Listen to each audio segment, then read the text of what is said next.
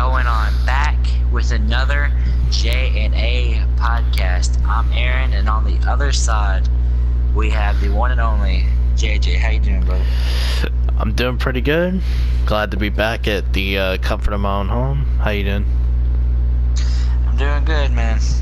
Been a long day today, so figured we'll get right into it. JJ, there's some things that you wanted to hit on before we start the show.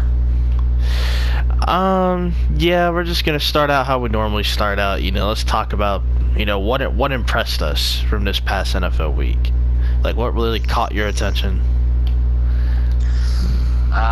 One of the main things something that we was talking about earlier that hit my eye was Baltimore had 11 sacks. 11 sacks as a team. That is a new franchise record for them. And normally you wouldn't really care about a team like that. I mean, let's be honest, because they're not really that popular. But when you sit there and see that they have 11 sacks, that's crazy. Like, you have to notice that. You feel? Yeah, and it's not like they faced a bad offensive line. They faced Tennessee.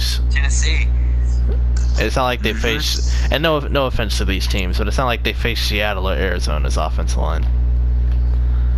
Oh, now the GMs won't call us and report the show, JJ. Thank you. Hey, at least we're getting eyes on the product. That's part of the deal. What was something that impressed you? Something that impressed me. Let's see. If I had to go back and really think about it, let's see here. I would say even in a loss for San Francisco, CJ Beathard's composure throughout the entire game. He didn't really look nervous. Yeah. That looked really good.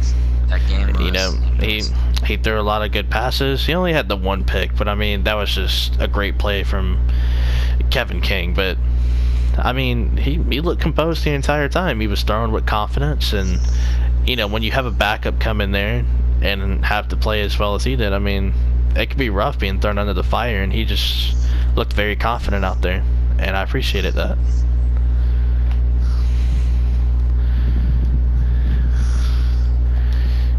So, I know we have a follow-up on something we've talked about before. You mind getting into that for us?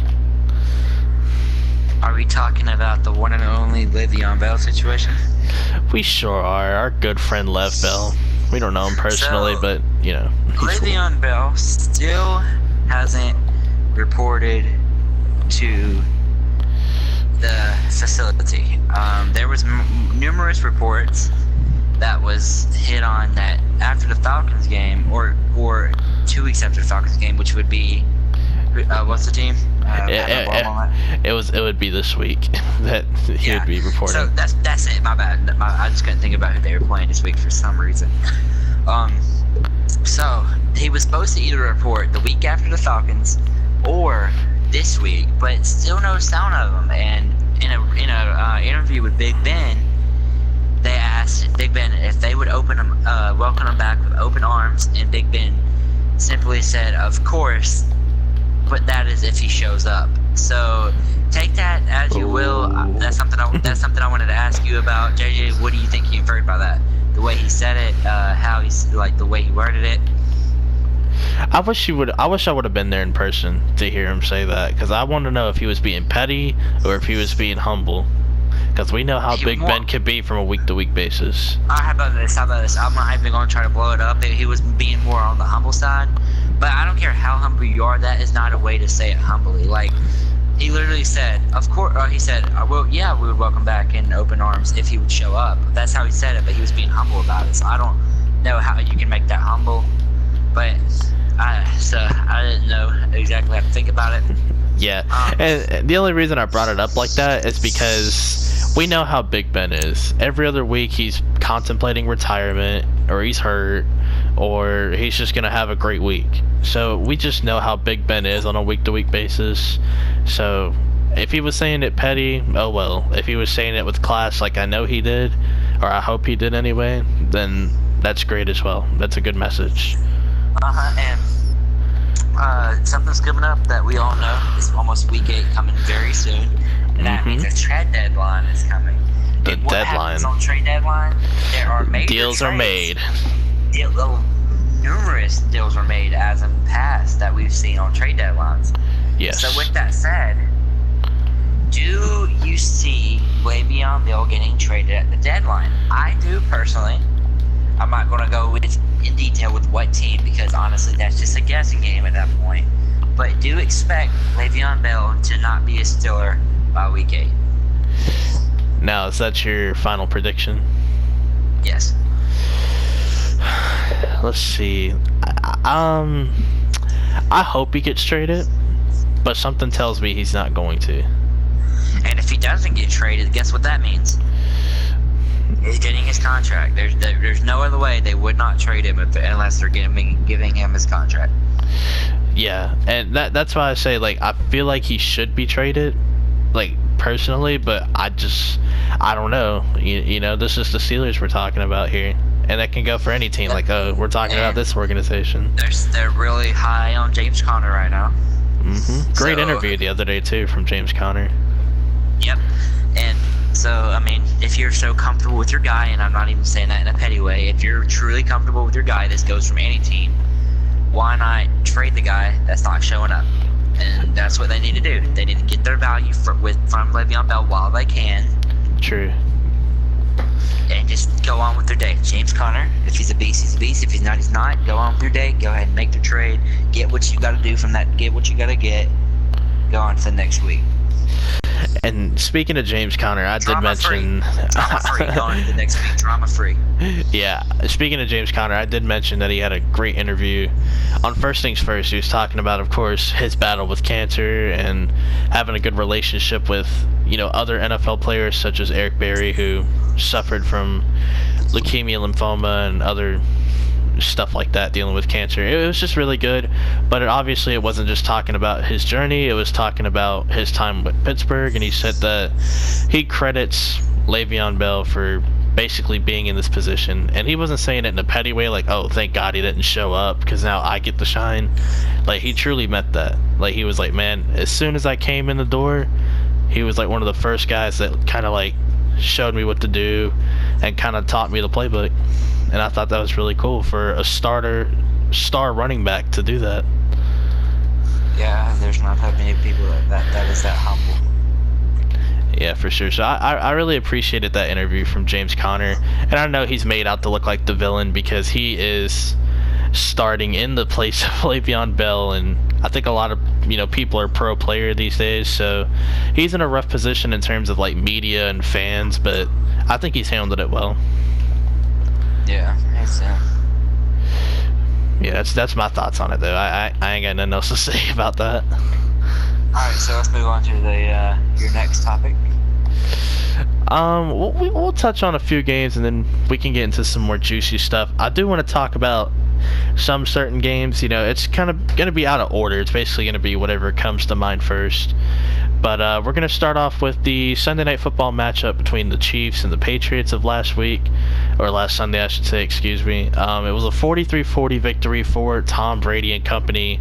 A combined 1,100 plus yards in this game from both offenses, and of course 83 combined points. The Patriots do end up winning. Your thoughts on the game, and how did everyone look in your eyes? It was a really good game. Not that many fights, which honestly expected some because of how heated it is. Because the Patriots had a chance to shut up the Kansas City Chiefs coming in, feeling high on life, which is not a bad thing. And that's what they did. It was a really good game. It's gonna come right back to me, but I'm gonna go ahead and let you state the stat that you were saying the other day about rookies versus not rookies, quarterbacks under 25 against Belichick and Tom Brady.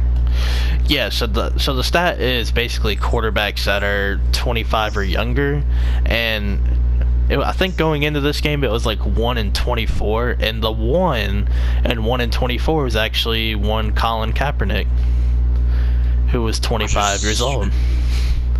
And Belichick, if you want to talk strictly under 25, still hasn't been beaten.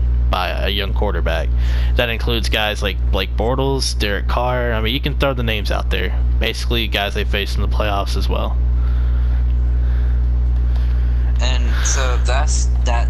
Now that's back to me. I just wanted y'all to hear that stat. I could have said it, but I wanted to let JJ say it because he was the one that brought it up.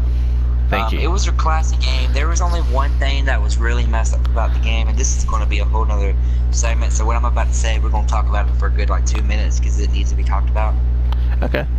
A Patriots fan throwing a beer, pretty much throwing beer at Tyreek Hill after a touchdown. I didn't appreciate that either. Your thoughts on that? Possible punishments that you would do, and then I'll come back and give you some punishments that I would give the fan. I mean, I don't know. If I were to put myself in a fan's perspective, obviously I wouldn't do that. I might mess around and be like, "Ugh, you son of a bitch," but I wouldn't throw beer in the dude's face. I would suspend them from events from the stadium, but not a lifetime ban. Maybe a 5-year ban. I can't suspend a dude for life. Anything can happen between now and 5 years. Maybe he decides not to be childish and immature. Well, this is what I would do. First off, I truly do not appreciate that. When you come to a sporting event, there's nothing expected from you. You got to do anything except one thing, and that is to treat players with respect. And he crossed the line. Yeah, he shouldn't have done that. I was going to say life, but now that you actually said that, that sounds so much better. I would pretty much ban him for 5 years, let him come back, but what if he comes back within that 5 years to try to sneak and we find out, banned for life. Yeah, if you try to get in between the 5 years, yeah, absolutely. And I know this is probably childish because I'm treating it like a baby, but I would make, not in person because Tyreek Hill has better things to do, but I would make that fan apologize to Tyreek Hill either over Twitter. Yeah, I mean, definitely tweet something, send a video. I know it's a little childish. It sounds dumb. Why? Why is he gonna ask for an apology? I mean, it's just a professional, kind thing to do. I mean, come on, come on, dude. It's just one of those things. Yeah, wouldn't be in this predicament. Yeah, it's very unflattering of that fan to do that. Yep. Alright, so back to the game. Yes. People were saying it was a really good game. People were saying that Mahomes, Patrick was saying that Mahomes. Oh gosh. Patrick said in a group chat by 12 yards. In a discussion page. Go check it out, by the way. I'll put it down in the description. That Mahomes outthrew Tom Brady, which I don't care if he threw it. I don't care if seriously, I don't care if he would have threw 50 more yards than Tom Brady in that game. I would have still said Tom Brady, just because of the fact that in big games like that, you can't throw 2 interceptions above him. Yeah, true that. You can't really afford to make mistakes against the Patriots. And guess who did? And quarterback. Yeah, the next big thing. I know. I didn't know the next big thing is already have 7 interceptions on the season. He has 7 interceptions. I thought he had Just kidding. I wanted to see what you would say. I was about to say. I know he's 5 or 4. I know he's thrown probably 3 or 4. Yeah. I was so ready for you to 7? say something. Of course not. Now that was one of his worst games so far. Not by interceptions. From a passer rating standpoint, yeah, probably his worst. Besides the game he played against Denver in Week 17 last year. There's people out there that actually think he's a rookie. So be careful. He could be winning Rookie of the Year. God. Yeah, that's more uneducated fans. Yeah. Yeah, great game. There's a clear difference between Mahomes and Brady, and I think a lot of people understand that. When Brady threw for, I forgot how many yards he threw for, 340, 350, he made it look so effortless, right? And Patrick Mahomes literally had to and Andy Reid, as the head coach, obviously, and the offensive play caller, had to dig through their bag of tricks to find different things that could work. And Brady's just running the same old, like, hey, we're just going to get a guy open in space and we're going to make the read. So he just made it look effortless. You know, and obviously he's one of the greatest of all time. He's been in the league for a long time, so I expect it to look easy. Yep. But man, I gotta give him credit. You know, even with the 2 interceptions, you know, to only lose by 3 in a game where if you typically throw 2 picks, you could lose by a lot more. You know, I would say they played pretty well. Mm-hmm. I would also agree with that. Any other games that you would want to hit on? Yeah, I mean, there's a couple more out there. You know, we're gonna talk about our favorite teams, of course, and let's see. If I were to hit on a game, how about, since I'm using this team right now on my end, let's talk about the Raiders-Seahawks game in London. 27-3. Seahawks won. The Raiders are now a 1-win team. That was just pathetic on the Raiders. Yeah, how you feeling about them? You gotta play better like that, especially whenever you have the opportunity to go out of the country, yeah. And to get beat like that in front of when you're it was bad. Seahawks had a really good game. Yeah, man, Russell Wilson was slinging it. The only thing I still saw is just work on that offensive line a little bit better. It's getting better low key every week. But believe it or not, some people wouldn't admit it, but I've seen it getting better. Yeah, DJ Fluker's played a lot better for them recently. Yeah, man, I don't know what to make of Oakland. Seriously, I don't know what to make of them. I mean, they're really bad. They're like the New York Giants of the AFC. They're just really, they have talent, but they're just really bad. I just don't, like, I seriously just don't understand. I know it's John Gruden. I know it is. I'm just trying to say I don't understand from a talent standpoint. But, like, man, I thought they were already rebuilding. Why are they embracing it now? I thought they were already doing that. I guess not. We have Khalil Mack. We're gonna win the AFC West. Trades Khalil Mack. Like, I feel bad for him, for real. I really do. Like, and there's really nothing they can do about it, because John Gruden's gonna get the approval regardless. Because the GM is, like, infatuated with him. Yeah, hands down. Yeah, I really hate it for him. How do you feel about Derek Carr, man? Wasn't he supposed to be the next big thing 2 years ago? He was, but his car broke down, JJ, and that's really what I have to say about that. I hate it for him, man. He was getting comparison. Like, you know how they were talking about Carson Wentz, like, the year he was going for MVP? Yeah, that's what they were saying about yeah, that's what they're saying now, but that's what they were saying a year prior to that about Derek Carr. Oh, he's going to be the next Rodgers, the next Luck. I hate to say it, man. I like Derek Carr. I'm a fan of him. I hope he does good, but he is not in that stratosphere right now. He's closer to Blake Bortles than Aaron Rodgers, and I hate to say that. Ooh, you think so? Is he closer to being elite, like in the elite 3, or is he closer to being on the bottom?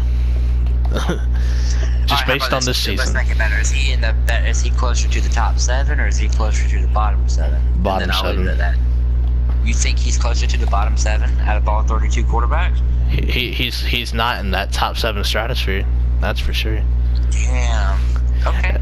I hate to say it, I really do, because I like Derek Carr a lot. I do. One of my, somebody on my favorite team, Devontae Adams, used to play with him in college. I know how good Derek Carr is for real, but he has not looked like it this season. I have to judge this season, and he just doesn't look like that dude. Alright. But he can be. He just ain't looking like it. You know what? Let's just talk about the game. Let's just entertain it. There's always that one Cowboys fan watching. What happened in that game? Seriously. What happened? Oh my God. Cowboys Jaguars. What happened? He must have got the luck from the Irish or something. Because if they played it, all right. Look, I'm sorry to say this. If they played in obviously it's never gonna happen on Dallas. But if they played in the Super Bowl, you know who would get their ass whooped? Dallas. And I hate to say it, but regular games don't matter unless it either comes to seeding or tiebreakers. Any other than that, I would rather win in the postseason than win in the regular season. And that's how I feel about it. So if they somehow, I mean, we've seen miracles happen. If they somehow make the Super Bowl and all you're going to hear is, "Oh my God, we beat them! We beat them by that big of a score. Oh, we're finally getting a ring." And then when y'all lose by 25, I don't want to hear it. Yeah, because you beat them. You beat them, right? Prove it wasn't a fluke.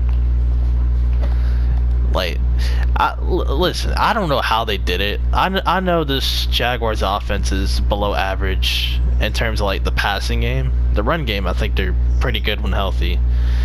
But in the passing game, they're just below average. Blake Bortles, I hate to say it, he's not going to take you guys to the Super Bowl. He almost did it, but I don't think it's happening.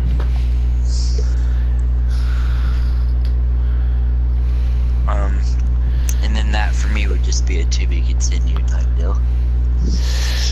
Yeah, I mean, listen. What did we say last year and during the championship game? If this team would have had Kirk Cousins at quarterback, they're in the Super Bowl. And would have won the Super Bowl. And would have most likely won it, exactly. I think Kirk Cousins could have outdoed Nick Foles for sure.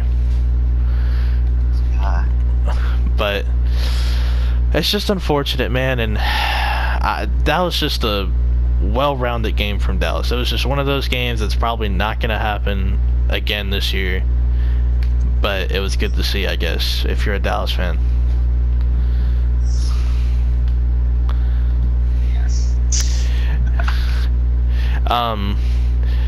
So another big question that's been coming about ever since the Jaguars lost, and of course it's one of those questions where it's like, of course they're not, but we're gonna entertain it because they lost by 33.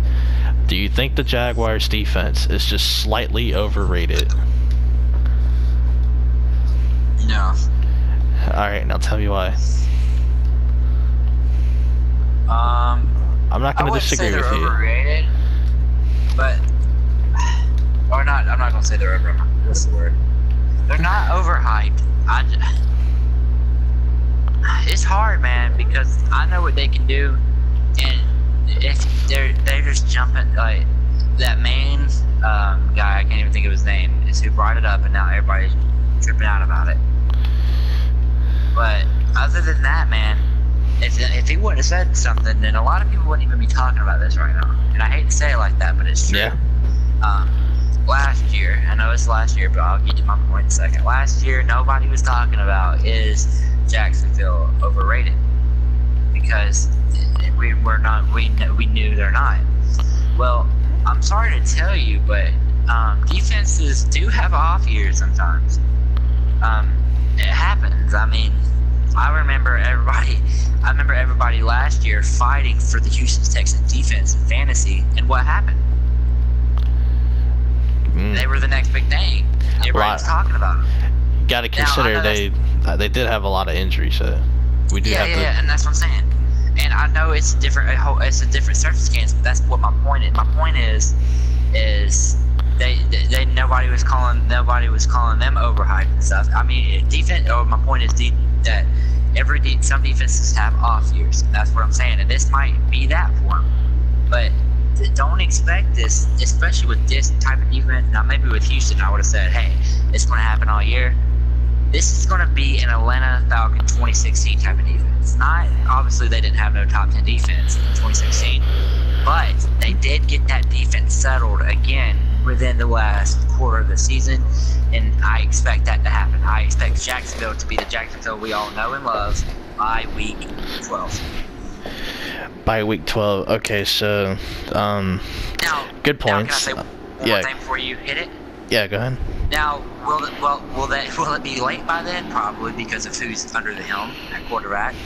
But That's what I have to say about that. Is expect that defense to be what we all know by week 12. Back to you. All right. Thank you. I think this defense is still the real deal. I do. I honestly do. My big issue with them is more on the offensive end. But when your defense is so good, right? I mean, you got a nickname. You're Saxonville, right? You're Saxonville. You got to live up to the name. The Legion of Boom had an off year. Yeah, I'm pretty sure the 2000 Ravens the year after weren't that great. The 85 Bears defense, I'm pretty sure they weren't that great. But you want to know what those three defenses have in common?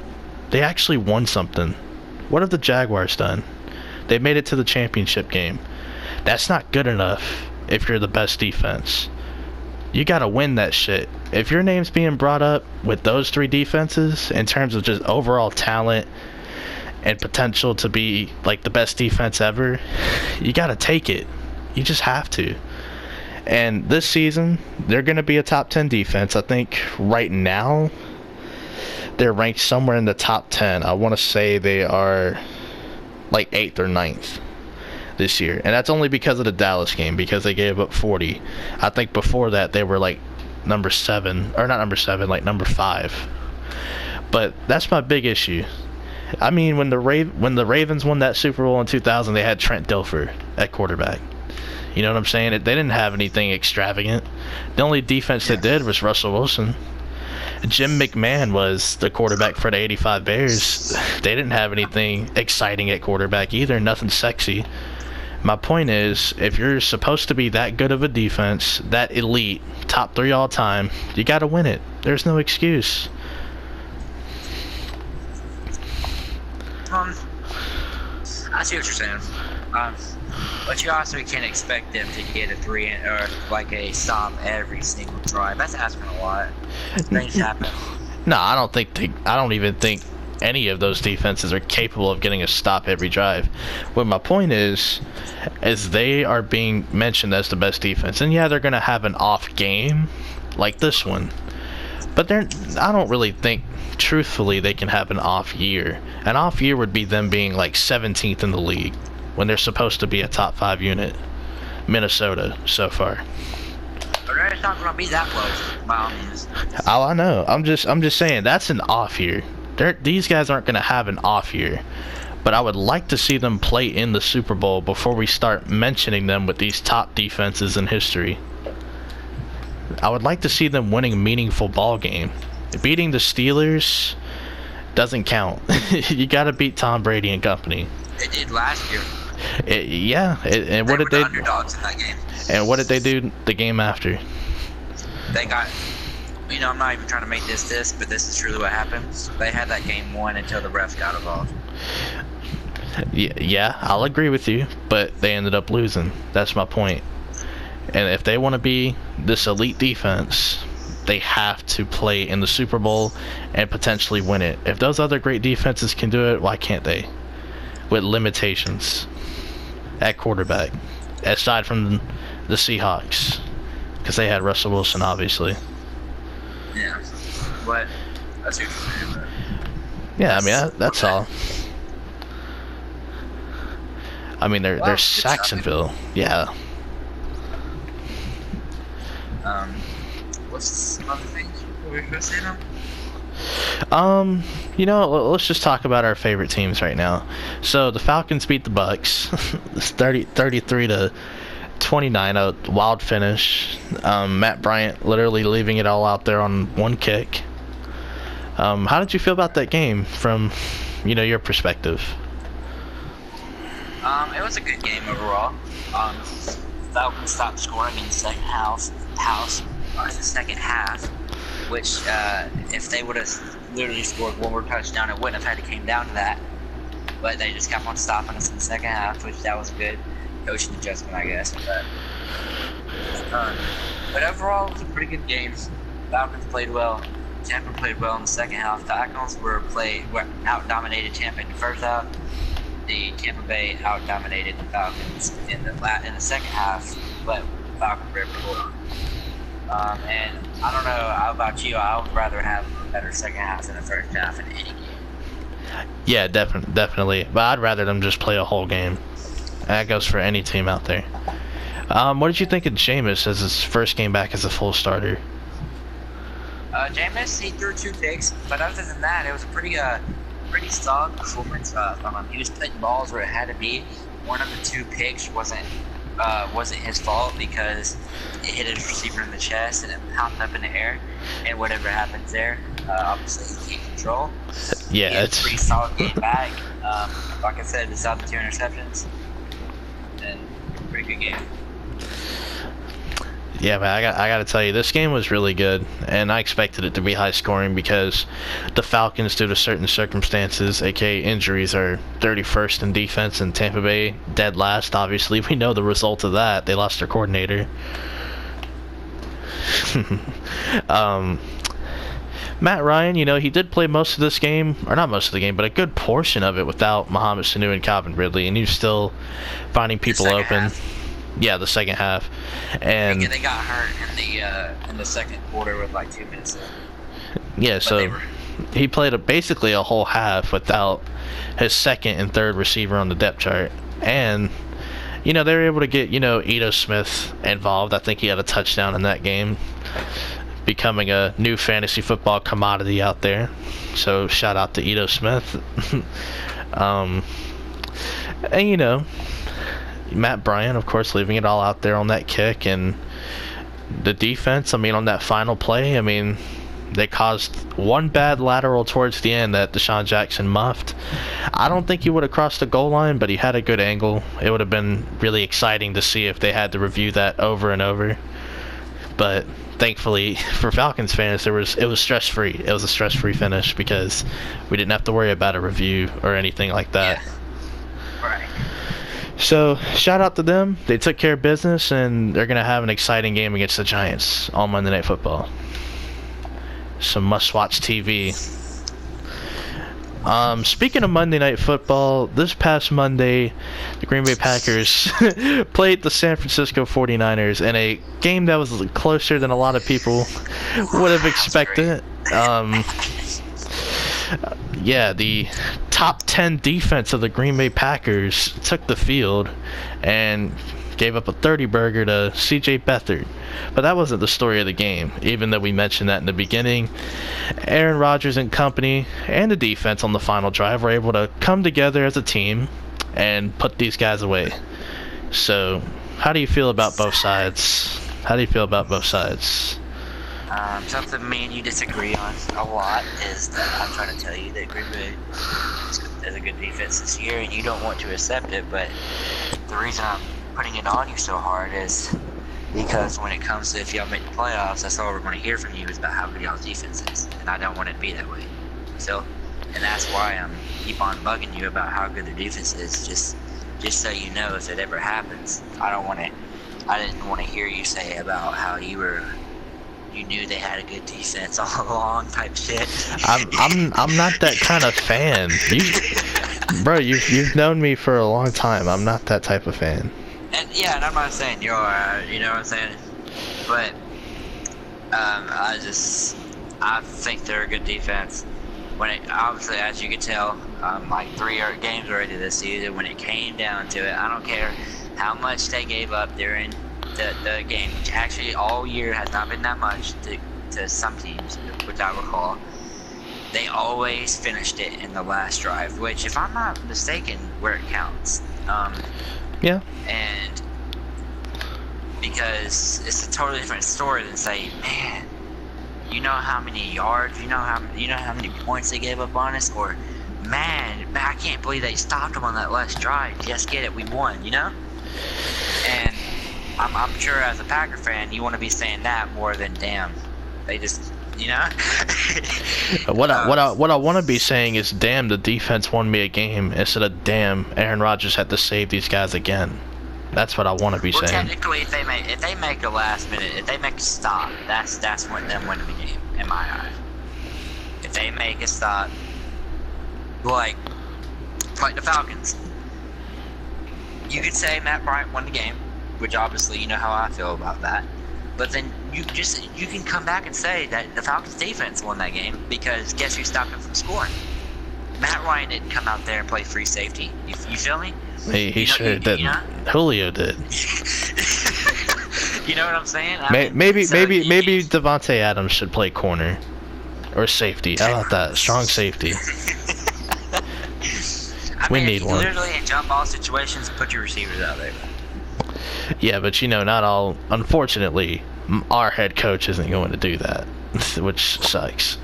I love how Dan Quinn did that. That was phenomenal. They figured it was going to come down to like a jump ball, and who else would you rather have a jump ball with? Double covered. That guy. Versus that guy. Julio versus Julio. Yeah. There's zero doubt in my mind about who. My thoughts on the game. It was good. I'm glad it was an exciting game. I didn't, obviously I would like to blow out the 49ers, but I'm glad they came out here with a purpose, like, hey, we may be, I don't know the line, but it was significant. I think it was like a 9-point, Green Bay was like a 9-point favorite. They're like, you know what, we're not that big of an underdog. We're going to come out here and we're going to carve you up. We're going to come put some pressure on you on defense. And they did.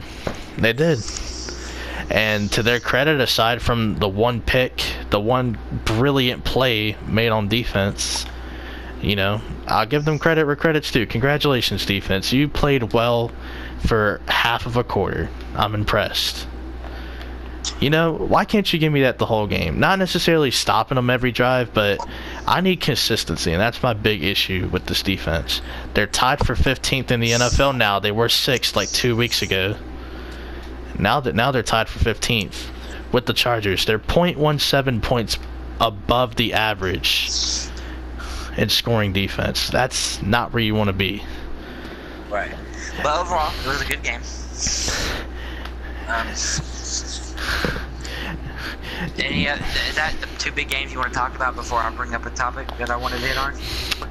I do want to just talk about my guys just a little bit more, just a little bit. Okay. Now my guy Aaron Rodgers playing his second game with 2 rookie receivers at the helm. I gotta say they played a really great game. I can't even be mad that he had 2 rookie receivers. They played great. I think Aaron Rodgers had really one miscommunication the entire game with his rookie receivers, which last week we couldn't really say that. It seemed like every other play there was miscommunication. So shout out to the rookies. I will say this, Aaron Jones needs more carries. I'm sick of him getting 8 carries a game. He needs about 20. 20 would be nice. Let's see here.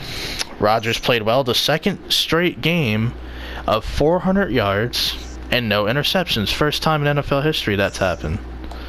So I got to give credit to him. Yeah. And the receivers, the second straight game of 400 yards and no turnovers. First time in NFL history that's ever happened. So I got to give them credit where credit's due. Now the defense, I know you keep trying to tell me they have a good defense, and I'll tell you, I'll see it when I believe it. I don't need 3 drives. I need every drive. They got to give it their all every drive. You know what I mean? And when you're letting CJ Beathard throw 60-yard touchdowns on you, that's not good. Garoppolo's one thing. Beathard, who's coming in for him, that's a whole different ballgame. You can't let backups dot you up like that. Period. And if they were a good defense, they wouldn't have allowed 30 points to this team. Period. I don't need them to be Baltimore, but I also don't need them to be Tampa Bay. Well, I wouldn't mind Tampa Bay in the second half. I would. Because you want to know what happened in the post game? Someone got fired. But based off the first half, bro, how horrible that was. That was pretty bad. Yeah, but that's my main issue with Green Bay. I need consistency. I don't appreciate watching a team for a second half. In that case, I don't go to games because their tickets are already expensive. But if you're only going to give me one good half of football, I need my tickets to be half off. Okay. Period. Point. If you're gonna give me a quarter, I want 75% off. All right, JJ, you ready for me to? Yeah, you sure can. You talk about what you need to talk about. All right. So we're gonna play a little game over here, okay? All right. There is one player right now that has beaten 31 teams Drew Brees. except for one. Drew Brees. Right. That's the storyline this week. Good job. Okay. And guess who they play on Sunday? The team they have yet to beat, or he has yet to beat. And which is the Baltimore Ravens. And he is going to beat them, by the way. That's my prediction. Yeah, and pretty much what I'm getting at. The reason I was asking you questions is I figured you assumed it, but I was banging off that some of these guys don't know. Pretty much what I'm getting at, man, is when I'm just gonna throw this out there. He's in my division. Drew Brees is the most slept on player, not guy, player in the NFL. In the NFL or NFL history? NFL history. Yeah, I was about to say, I'll take it to history. This guy right here, he does not get the respect that this man deserves, and that's coming from a Falcon fan. I used to not like him when I was a little childish fan, but it was because he was dotting me up. But guess who's matured and guess who's realized everything that this man has accomplished? The guy that used to be childish, so you, right, okay. That's crazy. The third quarterback ever, JJ, to defeat all 32 teams. That's going to be something. That's going to be a major accomplishment. What's funny about that is, if you want to be a dick about it, he beat the St. Louis Rams, not the Los Angeles Rams.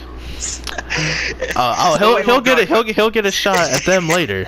And he's going to beat them too. We won't talk about that right now, though. But pretty much more of this storyline right here is hard out with Drew Brees, and I'll turn it back over to you.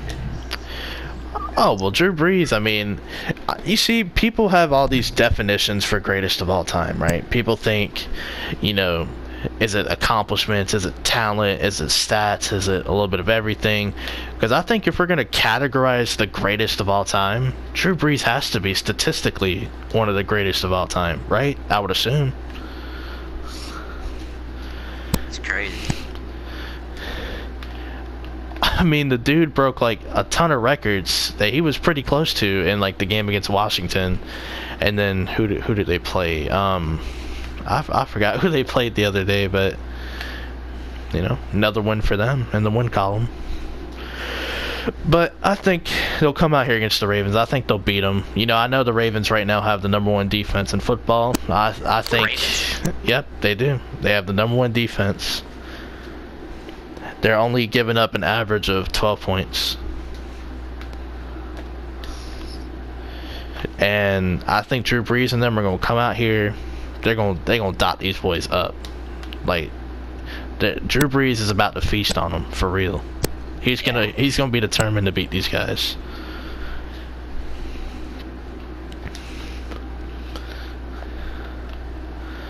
And that's really all I got to say about Drew. Yeah, this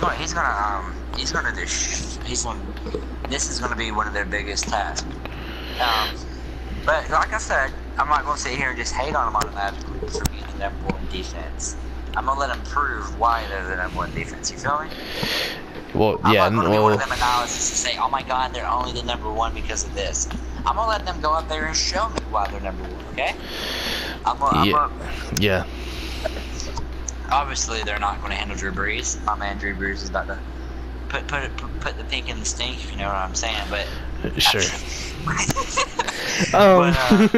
Yeah. Sure. Man, it's going to be a good game. Yeah, I think so. No, I think they have a serious chance of beating the brakes off of these guys. Finish, by the way. You think so? I think the kicker's going to put it away. But really? I think it's going to OT. I think the first half they're just gonna beat the brakes off of them. Second half they may try to come back. Yeah. Damn, I thought this bitch was about to go to. I think this bitch is gonna go to OT. You think so? It might be a tie then. Maybe he won't beat him. Maybe it'll be a tie. What a bit disappointment that would be. But now the only thing I do have to say about Drew Brees is, God forbid he beats them, because they're going to stop the game and all of his teammates is going to jump on his back if they beat the Ravens. You feel? Yeah, that's a huge accomplishment. I mean, only 2 other guys, according to the stat, can say they've beaten all 32 franchises, or all the franchises. So that's a huge deal. I would too. Stop the game and take your loss, Baltimore. You just so happen to be on the wrong side of history. Yep. Alright, well, that was a good segment. Alright, anything else you want to know? Well, I know we talked about it off air. I kind of want to just real quick the Odell situation. Now we know they played their game against the Eagles. I know, right? Tell me about it. I know they played their game against the Eagles a while ago, or not a while ago, but maybe about less than 10 days ago, according to this recording. But he had 6 catches for 44 yards or something. Anywho, Odell has been very vocal on, being the franchise player, being the leader of this organization. I respect that, You gotta respect someone for taking the initiative. But his general manager came out and said publicly, not behind closed doors, this is actually a public comment. He said, basically, shut up and stick to the game. Yeah, and that's correct. I never expected the GM to come out and say that. Now, I don't have a problem with what he said. It's the way he went about it. Because, yeah, man. Now, there's one thing that kind of sucks about being the leader, Aaron, in terms of football. Go for it. When it goes wrong, it comes back on you because you're the leader. Oh, hands down. And you think the leader would have to be the quarterback, but if they lose, look who everybody talks about. Not Eli. Not Eli, because Odell has decided to take the initiative on being the leader. So when the offense overall does bad, guess who they're going to blame first? Odell. Yeah, but he is the leader of that offense. I will agree with that. He is. But here's my issue. This is my only issue, and I think it can easily be fixed. Their offense ain't that good. And I know it's easy to say Eli, it's easy to say the offensive line, but you're the leader, remember? Remember that. You're the leader. So you know they're going to blame you, right? Even if you go for 200 yards next game, they're going to blame you because the offense only got 250. Yeah. So you better think twice about being the leader. And that's all. I'm just going to leave it at that. You sure you want that pressure just because you got a big contract? Yeah. It all depends on who you're asking. That. Because I know some people are going to be quick to blame Eli and the offensive line and the coach and somebody's grandmother. I know, that's just how it goes. But I'm just saying. I'm just saying. This is Odell, a wide receiver. Typically not the leader position, but it's a position that's respected, who is trying to take the initiative of being the leader. My issue, and I basically already said it, why is your offense ranked in the bottom half of the league? Because you're a quarterback. But he's the leader, though. Odell's the leader. But he's not the one that. I was about to say he's not the one that throws the ball, but he technically did. I mean, it's okay. It's okay. You know what? They're only ranked 27th in the NFL anyway. It's not a big deal. I didn't even vote out a quarterback with the way he threw that damn ball with gloves on. That was hot. Yeah. But yeah, that's really my only issue. You know, you're the leader, and I mean, he only had 44 yards against the Eagles. We've seen Deshaun Jackson take it to the Eagles. Why can't Odell do that? Odell's better than him right now. Well, mainly because it was only deep, I think. Only deep routes pretty much that got Deshaun Jackson those yards. 2 40-yard bombs. Okay, well, why can't Odell get a little slant route and take it to the house? He's got the speed. He can create separation against them, supposedly, or I'd hope so. That's your leader. Or that's not your leader, but that's the Giants' leader. 27th in offense. That's the leader. Yeah. He's my quarterback, bitch. I mean, he's better than the other guy at quarterback, but that's all I'm saying. If you want to take the initiative, be careful what you're asking for. Dude. Look, this has been a very productive podcast. I would say so. I think we hit on everything we really needed to hit on. Yeah. I'm so proud of us. Now, after the trade deadline, of course, it's going to be a special episode. So the trade deadline's what, in 2 weeks or a week? 2 weeks. 2 weeks. So that's going to be a special episode because obviously deadline news, if any big deals are made, we're going to report on it. And of course, the mid-season awards. We got to hand out mid-season awards. See if anything has changed from the quarterly awards to now. What an interesting. Yeah, I think it's going to be good. Definitely tune in 2 weeks. No, bitch, tune in next week, too. Tune in every week. Tune in every week, but, you know, that's asking a lot out of them, you know. But, you know, hopefully you guys enjoyed. Like, subscribe, and comment. I normally do it. Yeah, and definitely comment what takes you agreed with and disagreed with. Let us know how you feel. Just know, if we get a comment that we think is worthy enough, we're gonna put it on the show. We're gonna put you on blast, like straight up. We're gonna roast your ass. If you, especially if you try to come and defend, I don't know, if you try to come on here and tell me, oh, like this player is not that bad, or oh, this team actually isn't that bad, or I ain't trying to hear all that. Let the record speak for itself. Yes. Now, I'll let you do it, Aaron. I'll let you officially close. I just had to get that out there. JJ's the J, I'm the A. It's been the J&A podcast. Oh, you ever gonna let me do it again? Inserts depressing music. No, it's okay. Nah, man. Anyways, guys, it's been J&A podcast. Hope you guys enjoyed. As always, come back next week for your weekly news and the best not biased news. Of course. This is the J&A podcast. Peace out, guys. Peace.